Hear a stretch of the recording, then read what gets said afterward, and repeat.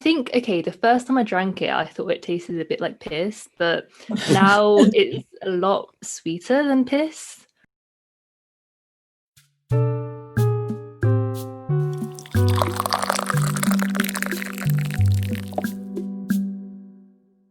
Welcome, everyone, to OCHATO, the fortnightly podcast where we drink tea and review manga.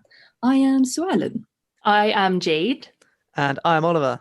Every 2 weeks, we pick a manga that one of us has recommended, and we read up to a certain chapter and discuss the manga with a mega ton of spoilers. This week, we are reading The Girl from the Other Side by Nagabe, up to chapter 20, recommended by me. But before we dive in, we must know the answer to the most important question. What is everyone drinking in their mugs?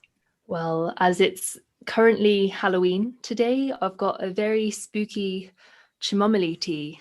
Chamomile? I'm just messing with you guys. It's chamomile. Oh, excuse me? Look, I never learned how to pronounce it. Chamomile. Chamomile. Yeah. Chamomile. I like chamomile a lot more. Yeah, it sounds more like how the flower is a flower, right? Not a weed.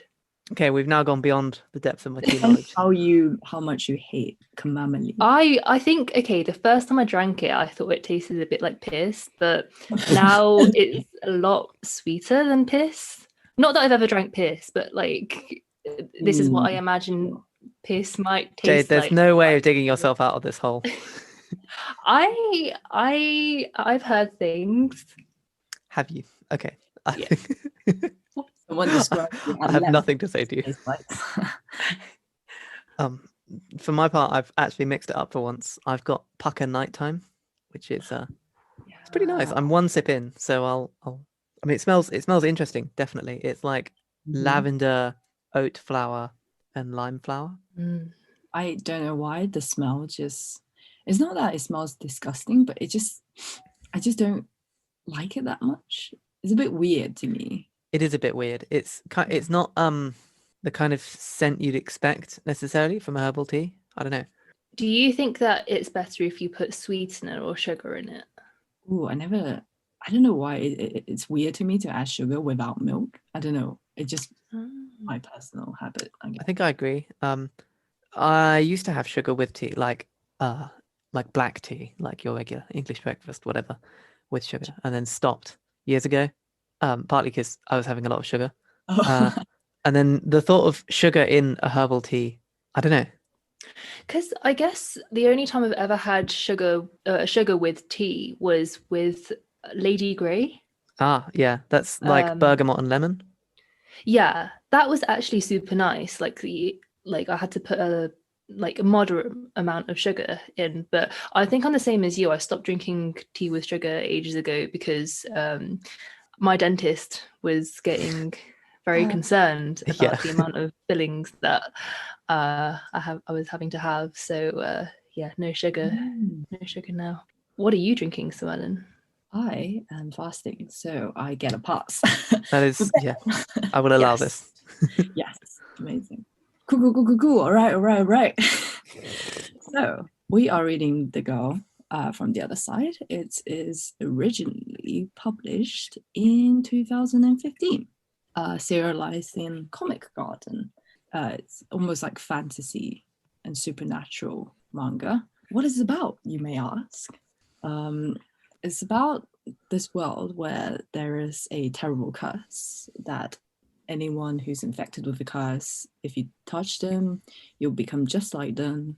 That is covered in almost like soot. You're completely charcoal black and you have some sort of animal head. Throughout the series, we learned that there are a lot of disadvantages of having this curse. And because of that, the world is split into the outside and the inside. So outside is where the curse is roaming free, but the inside is where people are guarding themselves against these people who are already infected. And there is this little girl who is our protagonist living on the outside, and she meets another insider. Oh no, sorry.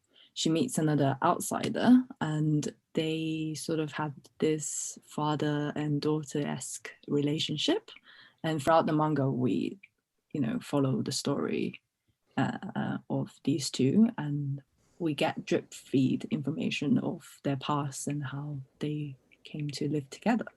Yeah, that was a long story. So what are people's first impressions of this manga? I really liked the art. I thought there was a really good use of blacks in there, and given that the teacher, the like main cursed guy, is just like entirely black ink, it makes it quite hard to tell features, which I think adds to his kind of mystery.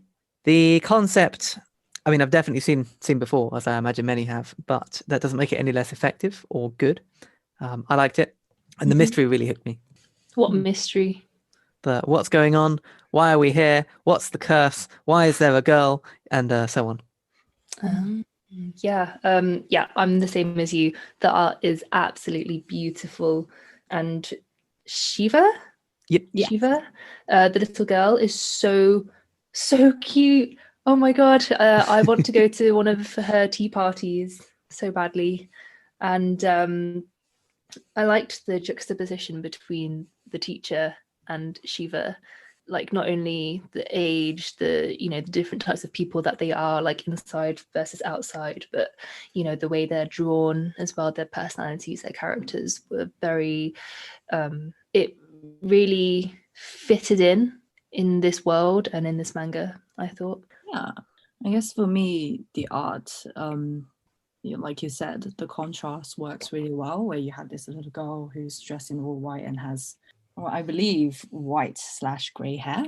I just noticed it now. It's a bit weird. I don't know if we're ever going to address that, or it's just a quirk of being in the anime world. But yeah, and people who are cursed are in this charcoal black.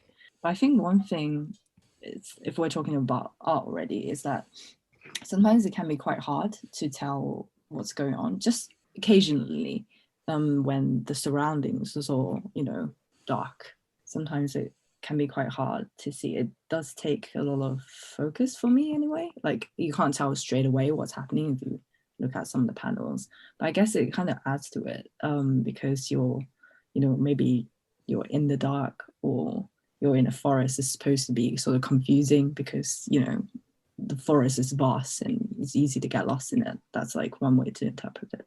Yeah, so my first impression is that I think it suits like the black and white format of the manga really well.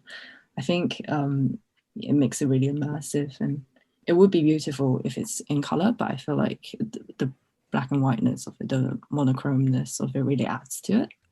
Indeed. I think in some cases, not being able to tell what goes on actually works to its favor. When you're running around the forest at night and it's, a chaotic scene, having that certain element of confusion, I think helps.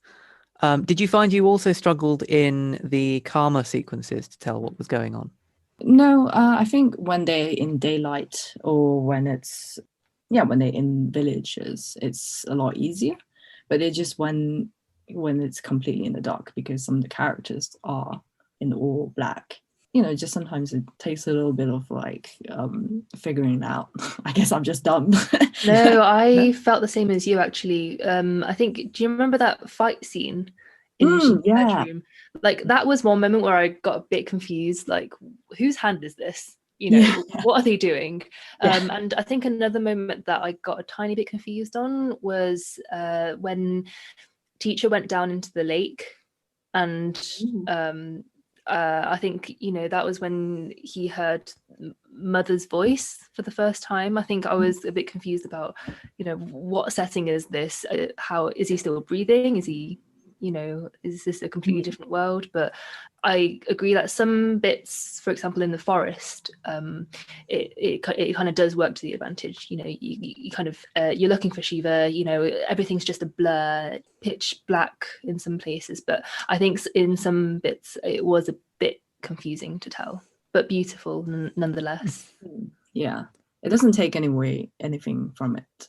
Yeah, really. Just a slight interlude. I see what you mean about the tea. Like, the smell is like, it's quite nice, but it's like, it's not exactly like floral. and Yeah, it's you know, like light. it's almost as if something's off, but it's not. You know, it's not. But Yeah, I wouldn't quite go that far. It's just not the kind of light, almost citrusiness I would expect from a tea. Having said that, the taste is great. Yeah, I think it smells quite old. yeah, that's what I mean. Yeah. I thought they did pretty well with the framing too in a lot of the shots. You Oh, know, yeah, for example, I'm looking at chapter 20 now, and Mhm. just the way that they show different things. So, you know, we start off and it's two characters talking just kind of outside, and then you get a shot of the laundry blowing in the wind. The next panel is somebody's kind of shocked face, and that pause between there being any text just to show you a few scenes, I think works really well. There's also a few angles that they pick that they're not super generic. They're quite interesting. You know, you'll start off with like a close up of something, and then you'll zoom out to then provide the context, which Yeah. I really like. Yeah, I like that they have the moments of quietness in the frames, because you know it is just the two of them on the outside from what we know so far, and you know the kind of solitude that they're currently experiencing is so well done in this manga, is portrayed so well. I actually really like that they use different fonts for different people speaking. It's like having a different timbre in your voice. So I'm imagining the mystical looking font is something like something light and airy, perhaps. Yeah, I agree. I think, yeah, another thing, I guess, to do with art. I don't know if it's the same with digital copies, but at least for the physical volumes, the covers, I think the one thing I thought it was quite like ingenious is at the cover you would have the main protagonist, but every volume, at least up to volume 4 so far, the back of it is always something ominous. Like, yeah. And Oh. it's kind of, I don't know, symbolically, it's like, oh, nothing is as it seems on the surface, you know? And here, like in volume 2, volume 3 as well, and it's like, you know, this sweet scene. And So on the front we can see Teacher and Shiva just kind of walking along a field with Shiva looking back. yeah, And then you know, what's they on the walk back? on the field, and then at the back, bam, is Auntie. Oh my. Yeah, And there's we can see Auntie surrounded by crows. yeah, and like Oh, bits yeah. of her sort of flying in the wind, Oh yeah. well, when she was cursed. Yeah, and for volume 1, it's been quite consistent, because for volume 1 it's the soldiers, and volume 2 are those mysterious other outsiders who are coming out of a lake sort of towards the protagonist. So I thought that was really well done. I don't know if it's intentional or not, but I like it. It's kind of like on the front is, hey, here's, you know, your main character kind of doing their thing, and then on the back it's like, hey, here's the major driving point of this volume. yeah. It's a good touch. Anything else about the artwork before we move on to story? Teacher looks a bit like the guy from the ancient Magus Bride. He does, yes. Yeah, that was my very first thought when I looked at the cover. I was getting serious ancient Magus brides from this. Ancient Magus bride vibes. Yeah, it was. I really liked it because I enjoyed that story too, which may turn up on the podcast at some point. I also really liked how well dressed they made Teacher. Like just the clothes themselves. It's Man's very yeah. Yeah. And I want to know, where did he get his fashion sense from? Yeah. Which magazines does he subscribe to? very dark academia. He is. Oh yeah. In a similar vein, I really liked that he was so polite. You know, you see these people kind of turn into beasts, and you expect some level of bestialness, I guess, from them. But he's been very, I guess, humane in every sense, and you can see him like struggling with, you know, wanting to do the best things for Shiva throughout, and seeing not only kind of his internal monologue, but also him being kind of like an almost standoffish foster father that's like, you know, polite, definitely entertains the kid, the like their child, in this case Shiva, but isn't super close. I guess partly because he can't touch her. Yeah, I was going to echo that as well, because I really liked how he tried to bake the pie for Shiva, because he knew, she was missing it and it would cheer her up and stuff. And I also liked that he didn't scold Shiva for leaving the house without him. I think he understands that by him not telling the truth, she's bound to get curious because she is a kid. And I like that he wasn't like, I told you to like not leave the house without me, and what did you do? You left the house without me, and look what you got yourself in. I like that he wasn't like that. He was very sort of calm and patient, and as you said, very polite, and a good role model for Shiva. Yeah, as well. I've actually found him really refreshing again as a character. He's been kind of very adult, very thoughtful. Yeah. And I just generally like the way he handles things, and the fact also that he's not comically good or bad at things. So, for example, with the pie, like he can clearly cook, but the pie was new to him, and yeah, sure, he messed it up. But one, there was good reason, given that he can't really feel or taste anything, and two, it's quite nice for somebody that's clearly got such a good handle on everything else, like the laundry and the general meals and the looking after the kid, to have them try something new and fail. I really like that. That was my favorite moment, actually. I think was him cooking the pie. Yeah. Is this just him solo cooking, or him, Auntie, and Shiva all This was tripping over? the first one, partly because you could see it was a setup for something later. If somebody tries something and they fail at it, especially something like that, they're going to try it again later, which of course he did with Auntie and Shiva. But it was just a really nice moment where he'd listened to her, he'd listened to Shiva, he'd taken it on board, and then he tried something new, and then also he'd failed at it. But it wasn't like, why did you even try, or like Shiva being hurt at all. It was like, I appreciate you trying. It was just very, very human, and I appreciated that. What do you think about the auntie? That's a bit of a tough one. You can see why she would hold the views that she does originally when she's human, and be so scared of Teacher. Though I will admit, her not even like trying to listen to him, especially when Shiva's like, no, he's fine, was like annoyed me a bit. Especially given that I think she was like saying stuff to him like, no, go away, you're a monster, as opposed to just running in terror. I think that she worked really well as a plot device to move it forwards, and I liked what she added to it. Yeah, I liked her. I thought Auntie was quite an interesting character to me, because at the beginning, when we're first introduced to her, I was like, is she her real auntie, like for reals? Because Shiva does mention her auntie quite a lot, like, oh, Auntie's going to come and pick me up today, or Auntie's going to come soon, I need to, bring her the umbrella. So when Auntie did actually come, I was like, is this just a fake auntie that the insiders have planted to lure Shiva to the inside? But when Shiva's like, oh yay, it's Auntie, I was like, okay, fine. But I could feel the sadness that was there when Shiva and Teacher were separated, and when Shiva was on the inside. It's interesting how Teacher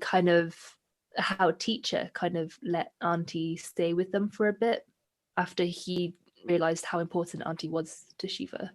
Yeah, I thought, yes, I mean, she's sort of typical, a mother figure almost, that's very protective of the child that she's, in her care. And it's sort of normal, although it can be frustrating, dramatic irony, that Teacher is harmless, yet she's sort of, becomes this obstacle between Shiva and the Teacher, sort of driving wedges between them, but for good reason, because she can't entirely trust the Teacher just yet, and all her life she knew that the curse is a bad thing, and the monsters, it's something to be afraid of. And yeah, it's very sort of to echo what Ollie said about Teacher, but I think that her is also like just another very human thing to do, fear. I agree to some extent. I think that at least at first, I can definitely see why she was super wary of Teacher. The fact that, she had left Shiva in the care of whoever, and then she was clearly in the care of Teacher. Like, she knew who this guy was. This guy had come to, like, protect her when the soldiers came. And the fact that, like, Shiva's clearly, like, in good health and relatively good spirits, it meant that he was taking care of her, right?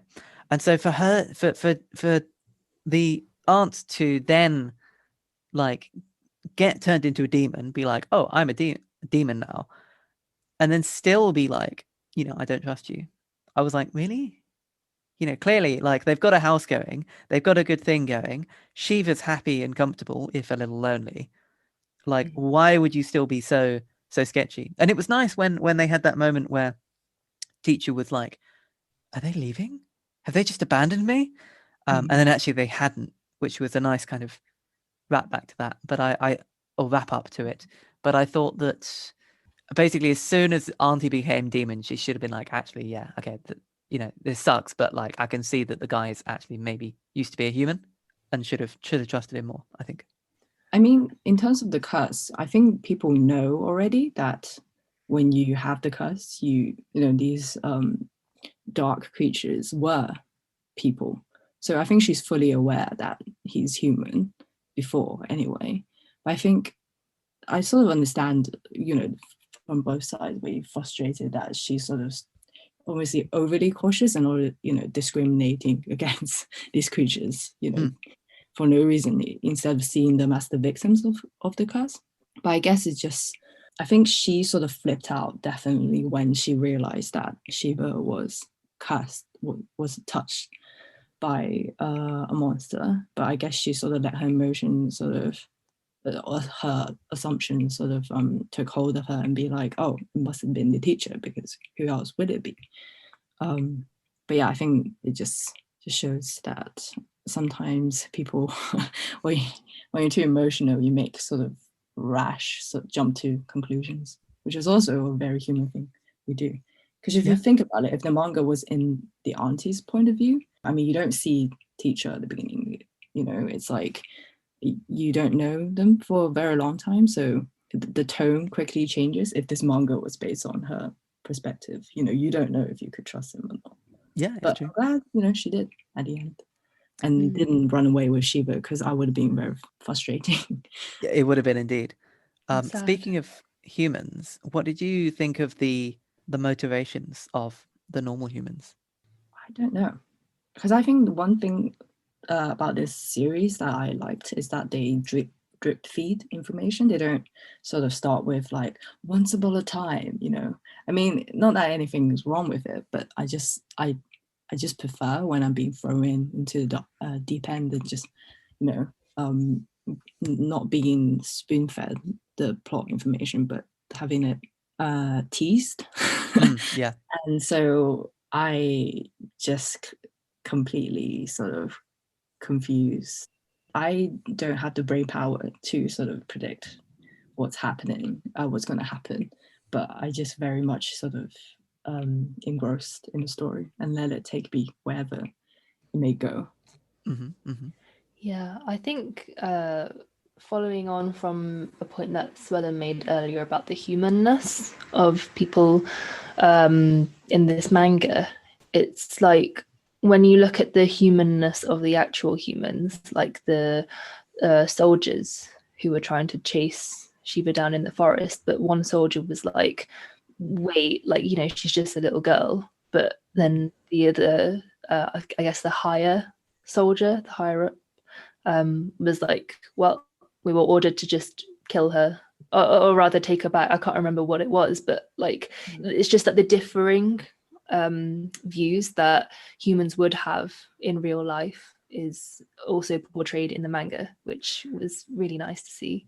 That's true. It also was a pretty classic move to have it such that you have somebody staying with the monsters, or at least outwardly the monsters, who are actually quite human. And then when you get that, what should be a respite to find your own kind, in this case, when they find the humans, and there's no solace there. The humans immediately then try and, at least the first time, kill Shiva, which is classic, kind of in this kind of story. But I think it works really well to reinforce that feeling of isolation and give Shiva a reason to go back to Teacher. Also, it wouldn't have been very fun if she'd just gone missing on like episode, what was it, like 3? Oh yeah. Or chapter 3. I quite liked the concept that they had going with the humans. I think it gave them a good reason to be searching for Shiva, though I would like to have it a little more fleshed out into what their doctrine is, why, what they're expecting to do with Shiva, and why do they think it's her specifically. I'm aware that she is kind of the girl from the other side, but could she not have just been somebody from one of the abandoned villages? Was it not that they saw her in a prophecy? Well, I got the impression that one of the like really high ups did, but your average soldier maybe might not know. I don't know. But she was on the outside. She was.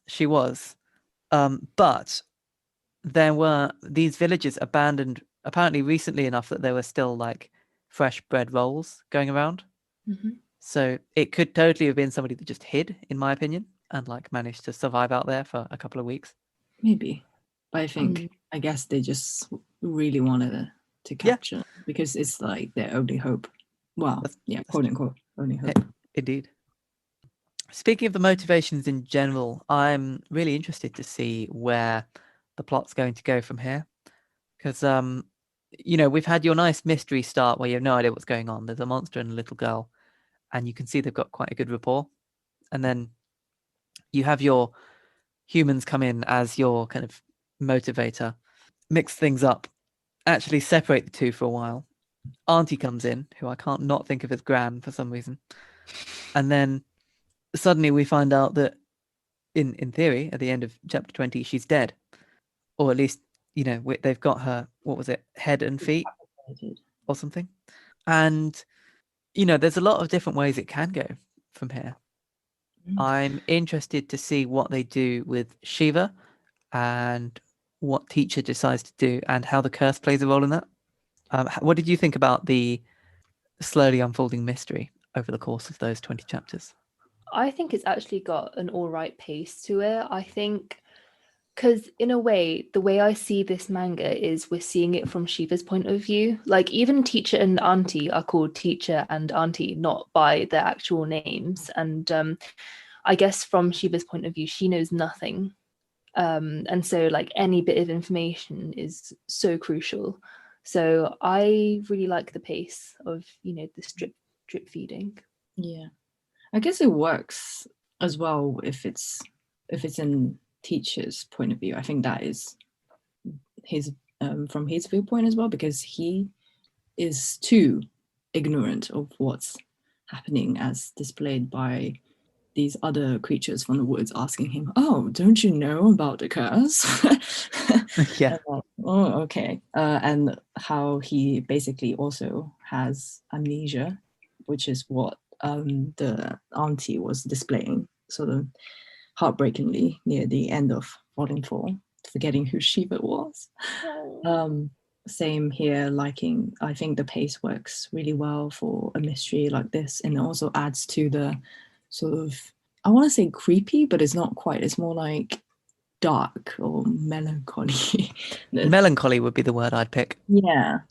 Of the manga. So, but in terms of, the plot, I can't wait to, I can't wait to see how the mystery will unfold. And in terms of the protagonists, I hope, they live happily ever after, wherever, with whomever. Just please. Yeah, I need this. I don't want to do someone who dies. Yeah, I'm actually really hoping it does have a happy ending, or at least bittersweet. I was reading a while back The Ancient Magus Bride, and I was hoping that would go the same way. I never actually got to the end, so I don't know. But with this kind of very melancholy story, I would like to see just as you have your moments of like dark, I think the moments of light are equally important to keep you interested, stop it just being depressing.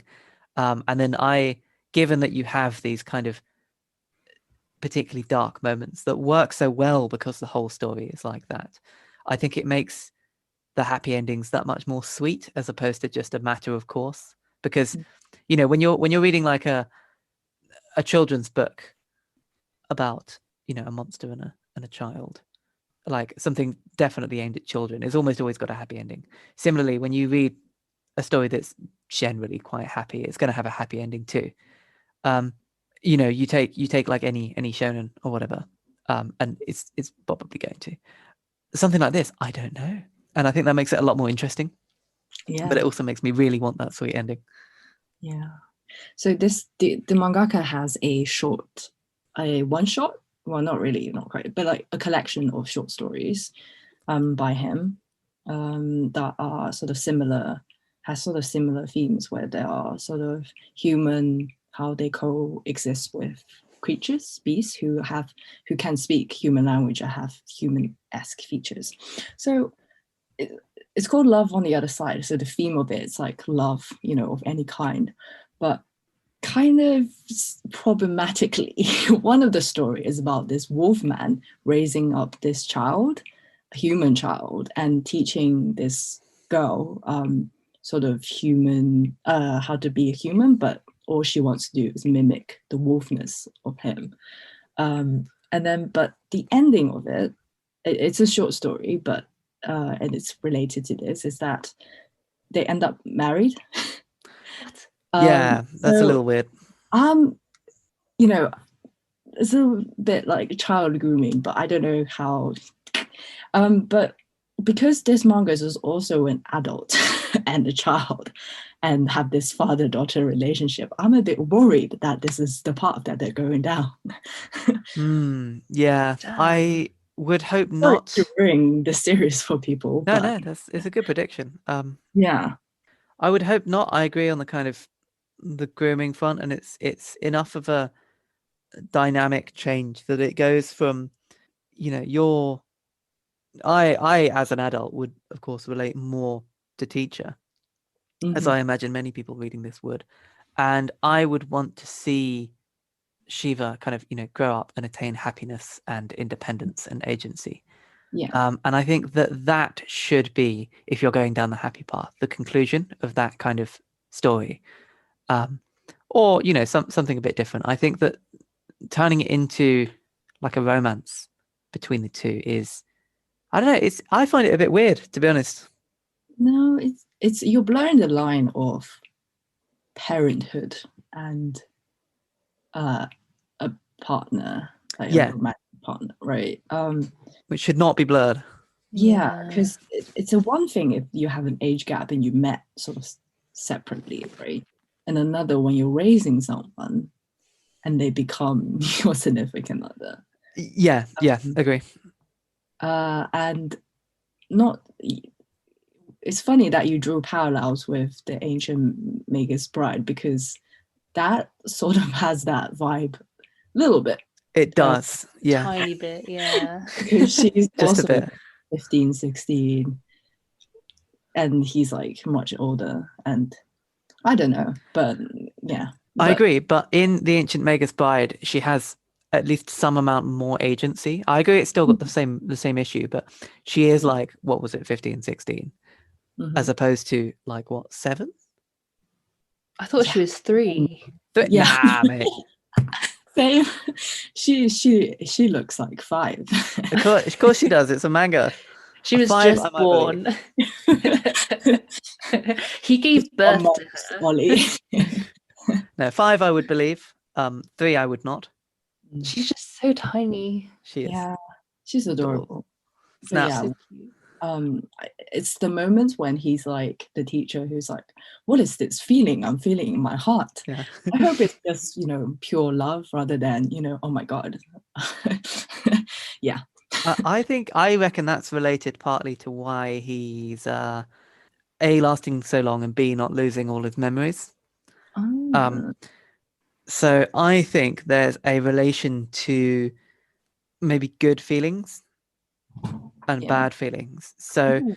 you have him who's kind of a blank slate, right? He's not feeling much except for, some worry and then some happiness, when he sees her kind of being adorable, right?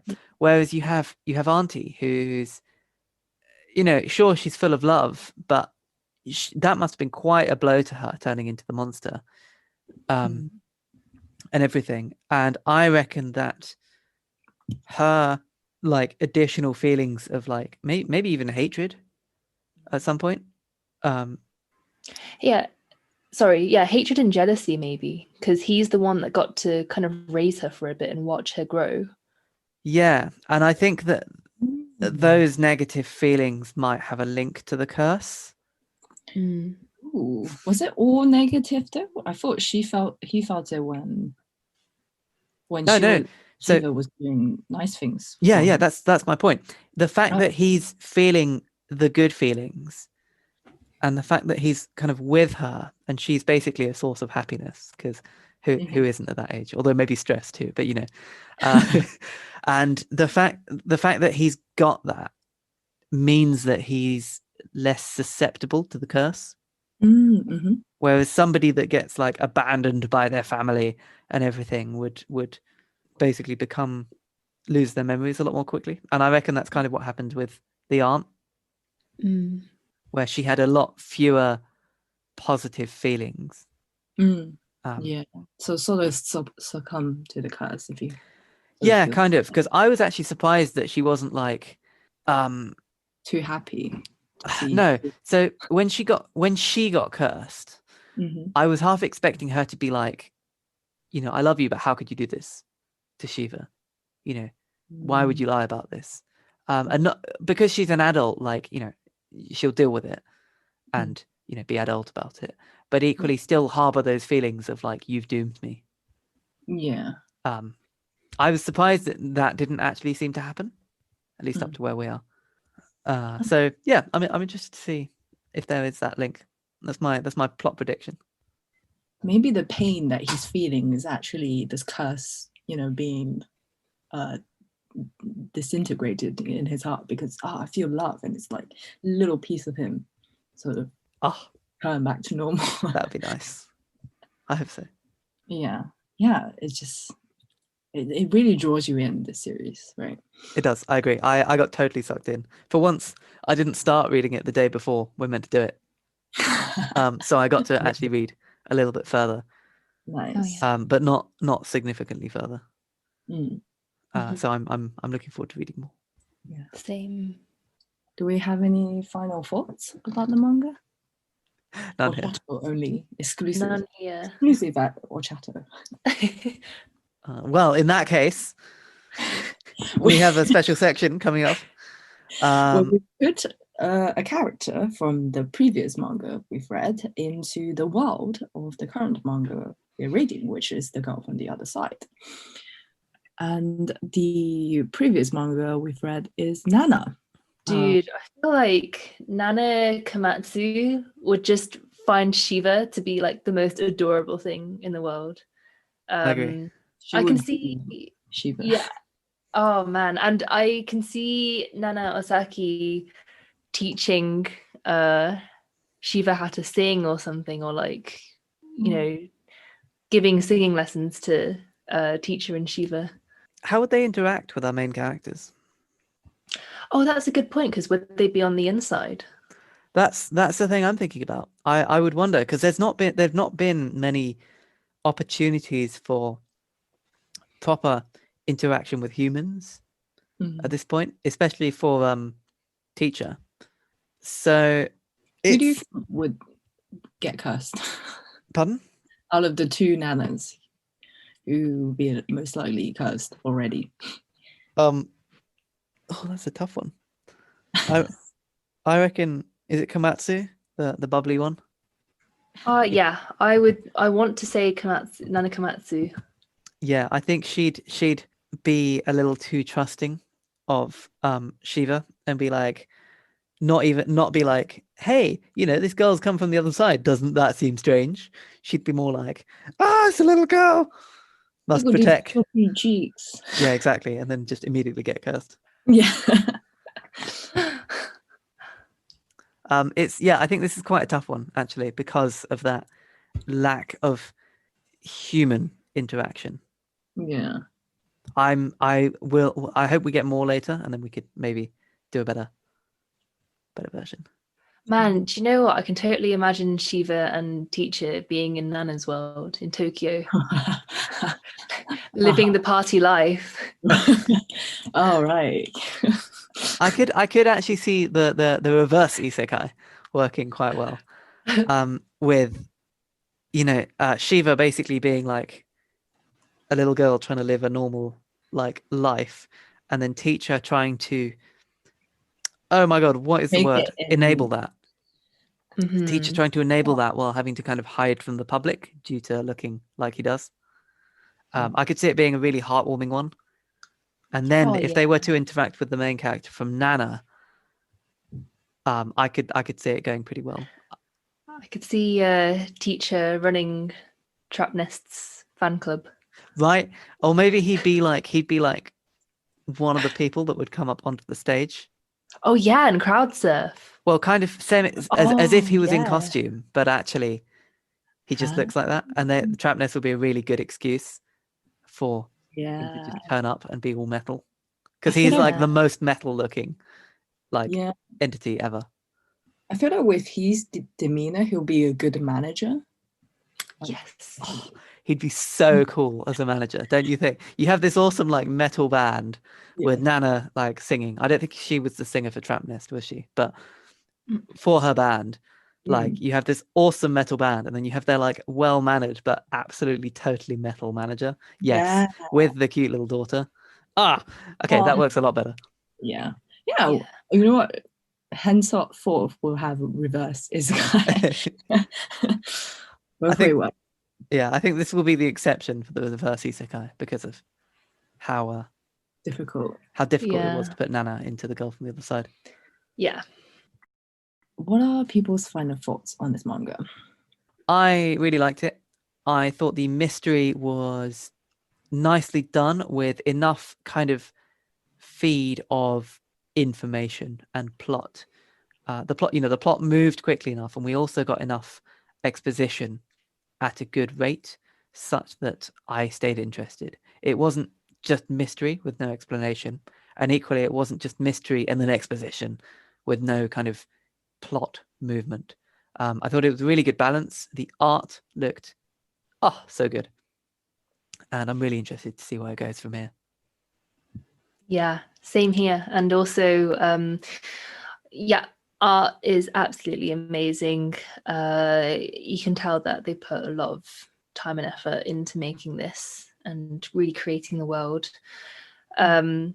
And I also like this sort of idea of there being this barrier, not just the physical one, but also a sort of mental barrier, or kind of an emotional barrier between the insiders and the outsiders. And what does that really mean to different people in this world, especially the other outsiders? I found that really, really interesting, and I like that it explores a lot of different aspects of the characters' lives. Yeah. I think this is a very sort of, even though at times melancholy, but at times it can be very sweet, and it works this contrast sort of seamlessly. And like I said, the story and pacing, everything about it is just really well done. And I look forward to I look forward to sort of getting some resolution in terms of plot points and loose ends. This series is got me hooked. I just hope it doesn't break my heart. And speaking of breaking people's heart, next week or next session, we're going to be reading The Girl from the Other Side. Nope, wrong. What? Cut. Reading the wrong thing. Volume 5 onwards. And speaking of breaking people's heart, next session, we're going to be reading To Your Eternity by Yoshitoki Oima, up to and including chapter 24. I think we've all read a little bit of this. I think we've also all cried reading some of this. So let's see how we do. What's it about? That's a very good question, Jade. May I recommend you read it and find out? Yeah. Wow, you it's guys. best going into it blind. It's quite it's quite hard to explain properly, I think. So basically, I should just have tissues ready. Yes. Yes. Okay, thanks. With that said, we'll see you for the next episode. Thank you for listening to OCHATO. Woo!